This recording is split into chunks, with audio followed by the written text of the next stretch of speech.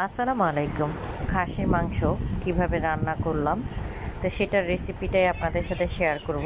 আর এই একটা গন্ধ থাকে সেটা কিভাবে দূর করে রান্না করবেন। তো এখানে আমি 1 কেজির মতো খাসির মাংস নিয়েছি। রান্নার রেগুলার সয়াবিন তেল দিয়ে এখানে আমি গরম মশলার ফোড়ন দিয়ে তেজপাতা, দারচিনি, এলাচ দিলাম। দিয়ে আমি ওই রান্নার রেগুলার সয়াবিন তেলে আমি খাসি মাংসটাকে ভেজে এর মধ্যে আদা বাটা, রসুন বাটা 4 টেবিল চামচ করে, আর পেঁয়াজ দিলাম 1/2 টেবিল চামচ, আর স্বাদ মতো লবণ।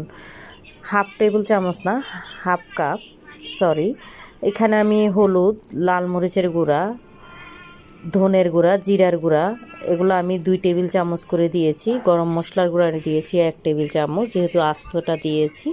তো দিয়ে এগুলাকে আমি এখন কতক্ষণের জন্য নেড়ে চেড়ে কুক করে নিব।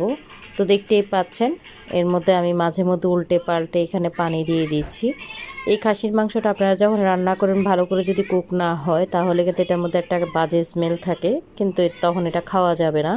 তাই এটাকে ধৈর্য সহকারে আপনারা অল্প আঁচে এটাকে রান্না করে নেবেন যাতে কোনো ধরনের গন্ধটা না থাকে। দেখতেই পাচ্ছেন তেল ভেসে আসছে। তো এর মধ্যে আমি অনেকবারে পানি দিয়েছি, পুরোটা আর দেখালাম না। তো আবারও আমি পানি দিয়ে এটাকে কতক্ষণের জন্য নেড়ে চেড়ে কুক করে এর মধ্যে আমি 1/2 কাপের মতো টক দই দিয়ে দিলাম। কিছু কাঁচামরিচ উপর থেকে দিয়ে এটাকে আমি আবার কুক করে নামা বাবু। এরপরে আমি এখানে তেল নিয়ে নিলাম, রান্নার রেগুলার সয়াবিন তেল দিয়ে পেঁয়াজ দিয়ে এটাকে আমি বাগার দিয়ে দিলাম। কারণ এখানে একটা মাংসের বাজে একটা স্মেল থাকে যেটার জন্য খাওয়া যায় না। দেখতেই পাচ্ছেন আমারটা অলরেডি ডান। তো আমার রেসিপিগুলো ভালো লাগলে একটা করে লাইক দিবেন, কমেন্ট করবেন, আর আমার চ্যানেলটাকে সাবস্ক্রাইব করতে ভুলবেন না। যারা সাবস্ক্রাইব করেছেন তাদেরকে অসংখ্য ধন্যবাদ। দেখতেই পাচ্ছেন কতটা লোভনীয় হয়েছে। তো সবাইকে অসংখ্য ধন্যবাদ। ভালো থাকবেন, সুস্থ থাকবেন। Thank you.